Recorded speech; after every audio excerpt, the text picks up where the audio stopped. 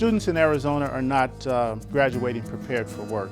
Only about 50% of our students graduate from high school are prepared to go on to a 2-year or 4-year institution. We want our educational system to be successful because it is a precursor to economic development and economic success. We're going to educate ourselves out of this recession in Arizona. Investing in students today is a wonderful way to ensure not only economic growth but well-rounded citizens to lead us into the next decades of Arizona. When we have meetings at the Arizona Chamber, many companies, even in this difficult economic environment, still have a difficult time finding qualified workers. If our educational system performs at the level that it can and it must, we would not have those conversations.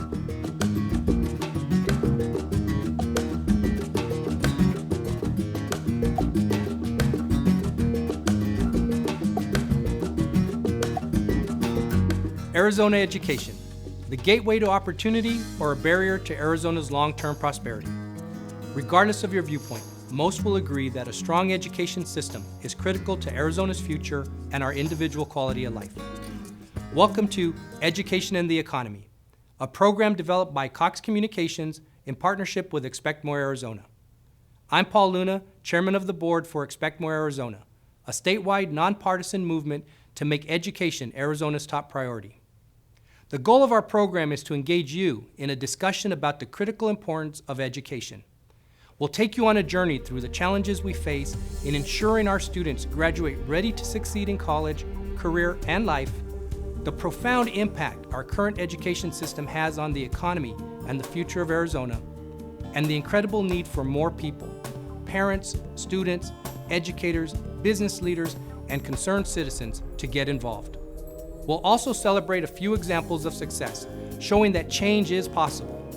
And with it comes great rewards for our students, local communities, and Arizona.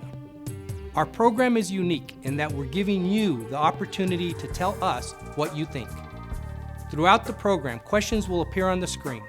To participate, use the cell phone and simply follow the texting directions. Want to give it a try? Okay, here's our first question, and thank you for your help in making Arizona a great state for education.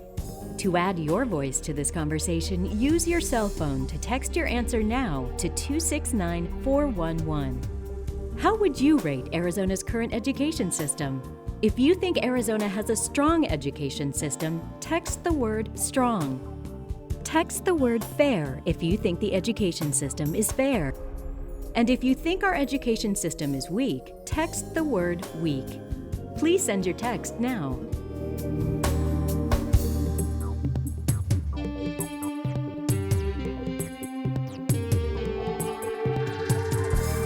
A typical Arizona classroom.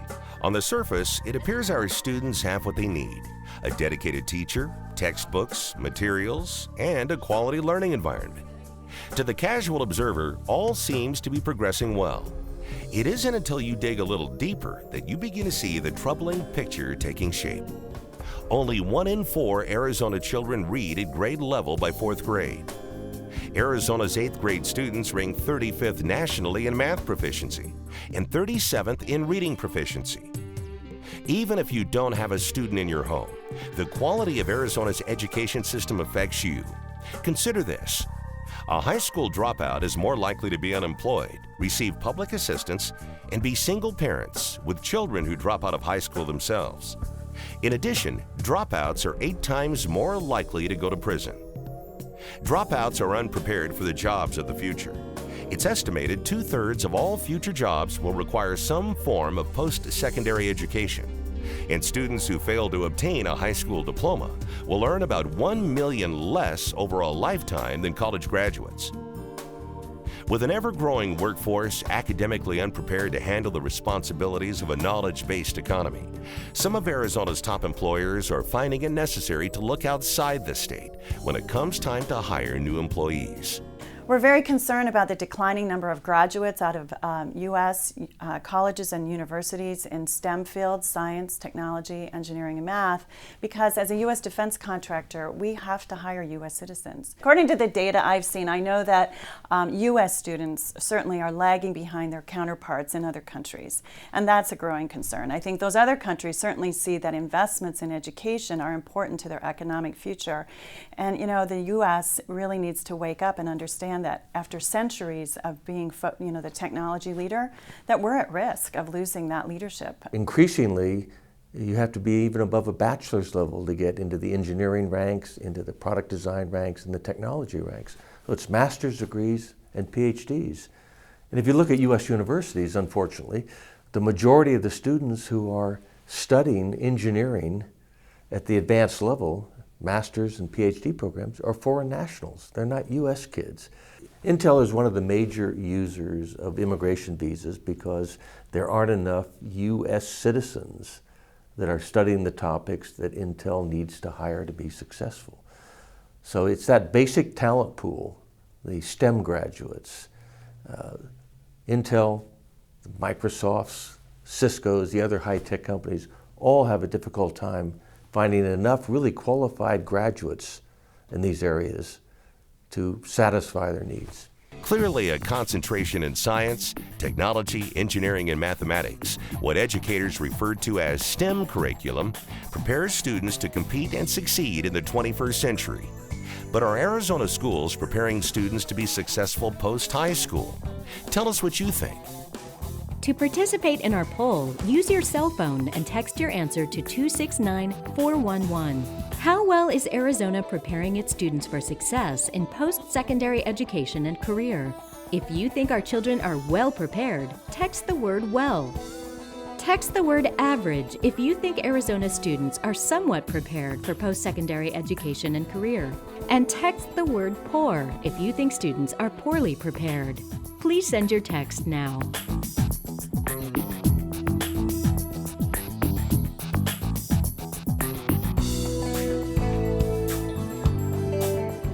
Education and the economy will return after this short break. Advertising is necessary for tomorrow's success. And today, you can affordably market your business on TV and the internet. Cox Televideo's acclaimed staff of writers, producers, directors, and editors can handle any project from live shows, sports, high-concept commercials, and programming. And with studio space to rent, an SD production truck, Avid, and Final Cut editing suites, from start to finish, Cox Televideo is here for you. Call or visit us online. Some people look at a yard and think, what can I do? Pete Curie looks at a yard and thinks, what can't I do? Travel around the state with Arizona landscape architect Pete Curie as he turns boring to beautiful and simple to spectacular. Step outside and enjoy the view Wednesday nights at 7 only on Cox 7 Arizona.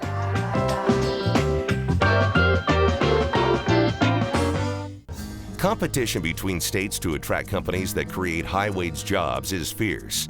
And while Arizona's mild winters and breathtaking scenery help, it just isn't enough. Fortune 500 companies are looking for more, topping the list, a talented workforce and good schools. The workforce business and industry seek is generated by our community colleges, universities, and technical schools. The quality of education our students receive at all stages of the education curriculum is critical in ensuring they enter post-secondary education prepared and graduate ready for the global economy. Unfortunately, too many of our students are graduating academically unprepared. In fact, it's estimated that 60 to 70% of Arizona graduates require some level of remediation upon entry into community college or university. Approximately 60% of the students who transfer to our community colleges have to take between one or more remedial courses, and there are 3 remedial courses. And so I would say that they are not prepared, but they're getting better. There's a double cost of education when a student has to take the same coursework in both elementary school and in terms of the community colleges and or the four-year institution. So in terms of cost to the state, in terms of a costly venture, even to the individual student, it can take the majority of their financial aid can go towards their developmental courses or their remedial courses, and then they don't have the necessary finances in order to pay for the 100 level courses and the ones that count in terms of graduation. We need to explain to students that 85% of the jobs in Arizona that earn what is called a living wage, 85% of those jobs require at least 2 years of post-secondary education, 2 years of a certificate or an undergraduate diploma. If students are not prepared for college, career, and life, and are not focused on successful transition to the university or the colleges or the technical schools, then they will have a very, very difficult time making their way in the future. One prescription for an ailing system, as many education advocates and business leaders see it: raising academic expectations. We need to put back into our curriculum rigor, relevance, and relationships. We need to make sure that students understand that in order for us to achieve in this life, that a high school diploma is no longer adequate. We need to have a 4-year degree. We need to have some type of opportunity that allows us to build on our critical thinking skills and to be able to go into the workplace and contribute at a higher level. Whether our students are operating at a 25, 26, or 23 position nationally among other states, that's still not a global standard.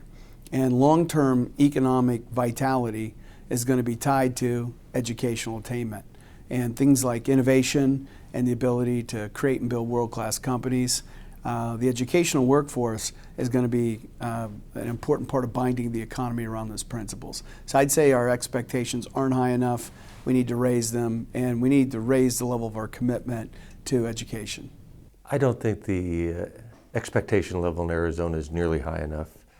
You know, Arizona typically rates in about the bottom quartile of the United States, the states in the U.S., and the U.S. generally ranks in the bottom half of the OECD countries. So we're kind of in the bottom eighth of that combined group. We need to think higher, act higher, promote our kids to perform at higher levels. The public opinion can really supplement government action. Public votes and puts officials in office, but then the public needs to have their voice heard.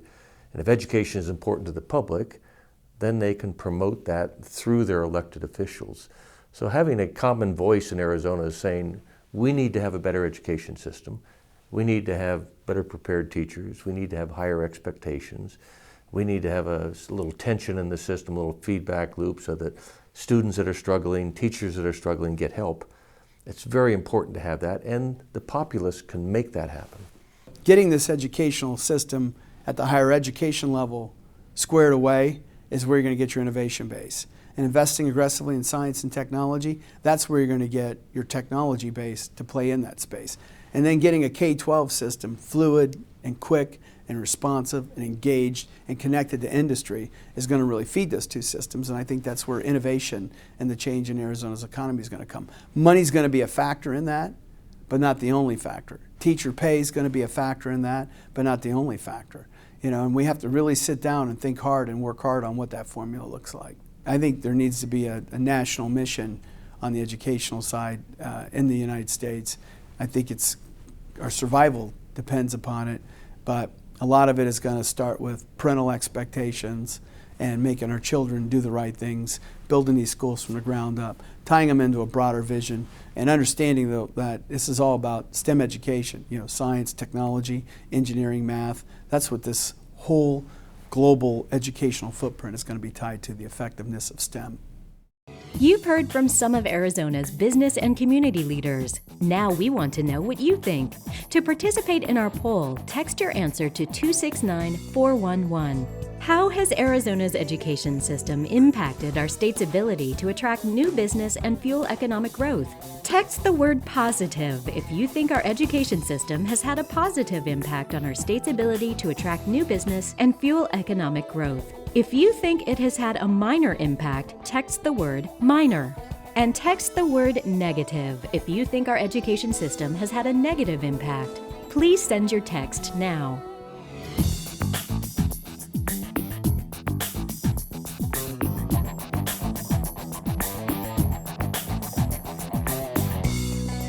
Using the same 269411 number, tell us what you think about this question. How do you think the quality of Arizona's education system compares to other states?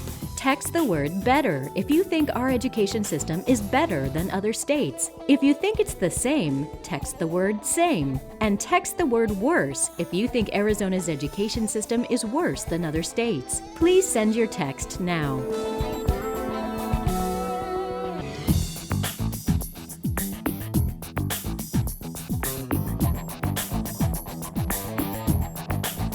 When we return, we'll take a look at some Arizona schools that are achieving amazing results. Is your child's school one of them? Education and the Economy will return after this brief message.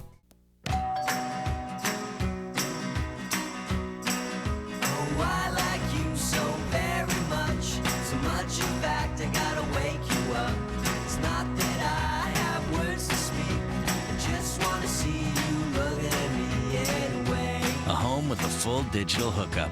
That's what friends are for.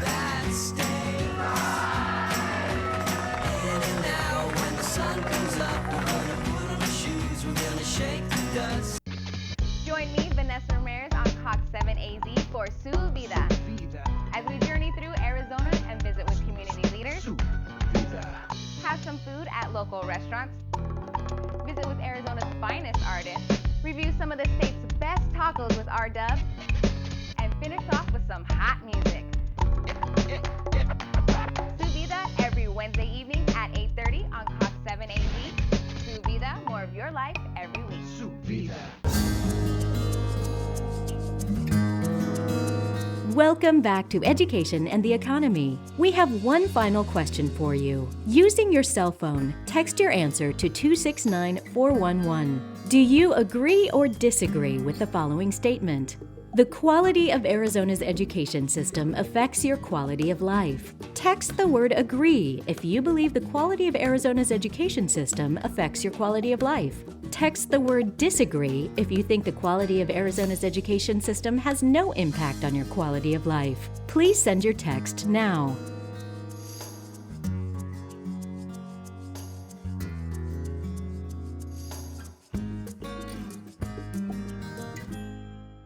We've heard from some amazing people from across our state who are deeply committed to ensuring Arizona's education system is strong and our students are not only prepared to succeed in a global economy, but also have the greatest options and opportunities upon graduation. Although we have many opportunities to raise the bar when it comes to education, there are also many success stories that show when you expect more, great things happen. In fact, the common threads in the bright spots we are about to show is that there is a culture of high expectations and a passionate commitment to student success. This may seem like chaos, but here at Polytechnic Elementary, it's the sounds of learning. It's a lot of hands-on. You will walk into our classroom, and to someone it may look chaotic on the outside, but to us, they're involved, they're working in groups. It's absolutely amazing. Amy Coaches teaches this kindergarten class and says their hands-on approach gets results. We teach in clusters, so there's two of us together teaching, two classrooms, and they move from side to side. They're able to be leveled, where they can really focus on what it is that they're working on. Polytechnic is a tuition-free K-8 public school affiliated with Arizona State University. The biggest plus of the ASU are the professors. They have been unbelievable. We have professors that want to come in and work with the kids. Principal Donna Bullock explains Polytechnic combines multiple teaching practices under one roof. Some schools will do project-based learning, okay? Some schools will do the multi-age. Some school, but we're taking it all and implementing it here. At Polytechnic, they also encourage parent involvement. I want to be involved, and I want to know that they have an open door policy, and they do here. Kathy Husky's son Brighton attends kindergarten here, and he's thriving. I'm very shocked at how well he's doing. Last year he got into trouble a lot. This year he's been on the sunny side. No problems at all the entire year. Success can be found with all of the students at Polytechnic, and Principal Bullock says early education is the key to lifelong learning. I really do believe that the things that we are doing here can make a difference in education.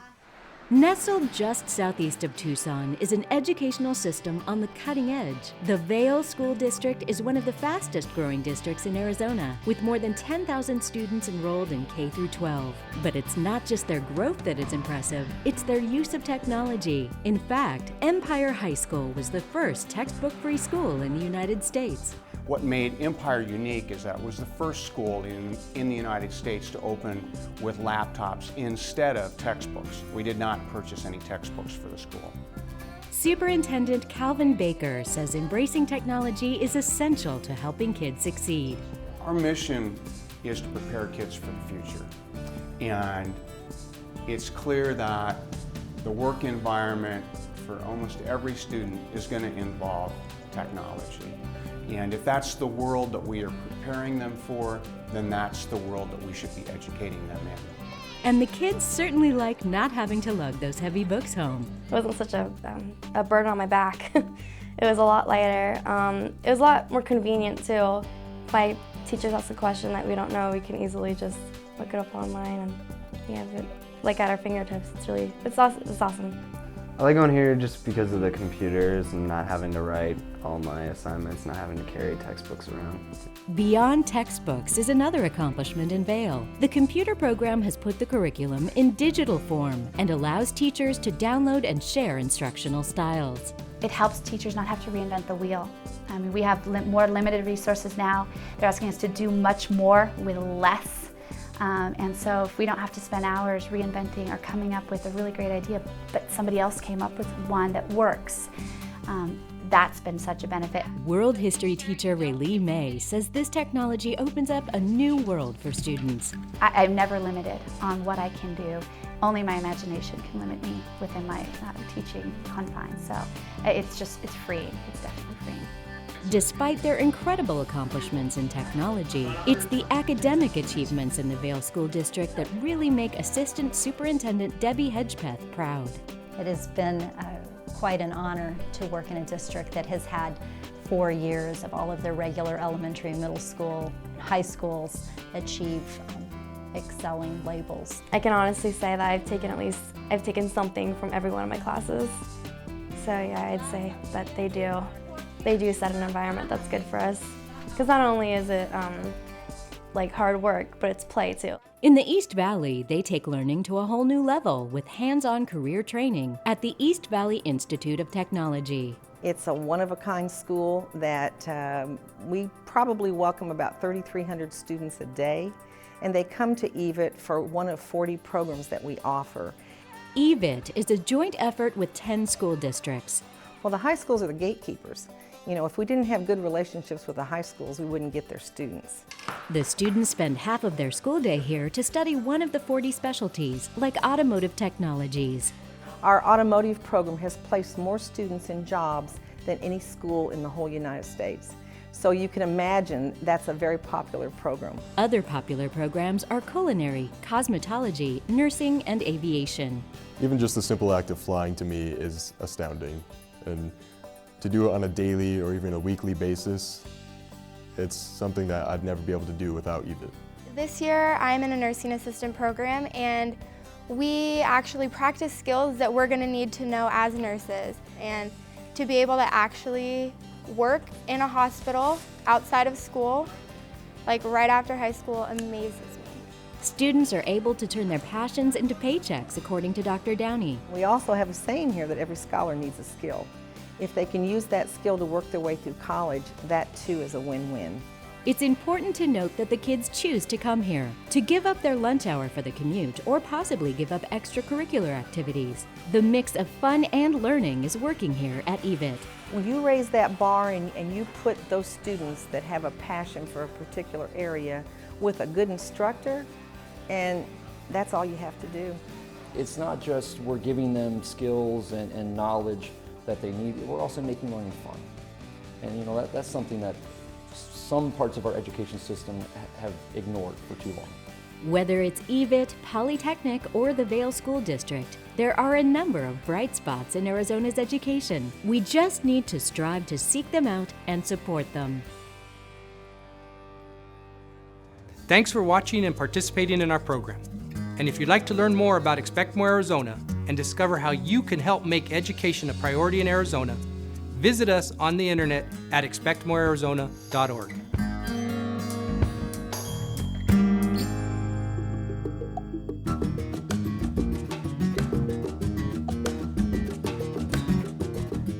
We've made a lot of progress the last couple years in terms of higher standards. We've made a lot of progress in terms of accountability. We've made a lot of progress in terms of alternative teacher certification. And we will continue to make progress to make sure that our kids are ready to compete and to survive and to thrive in the challenging 21st century economy. Failure is not an option. If we are not successful educating our students today, then the future of Arizona is extremely bleak. We do not want to be a society of the haves and the have-nots. We want to be a society where everyone is contributing, where everyone is successful. Success breeds success. Investing in today's students will reap great benefits in the years and decades to come. As individuals are looking at a growth state as Arizona, they're looking to have a very open, creative, innovative, competent education system. And if we're able to achieve these things, then you will see more individuals come to Arizona and stay.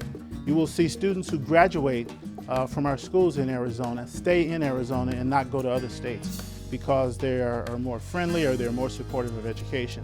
If we fail to invest in education in Arizona, then we're really at risk at falling behind the other states in this country. And we're at risk at being able to maintain the sort of technology, the industry that can make this state more prosperous.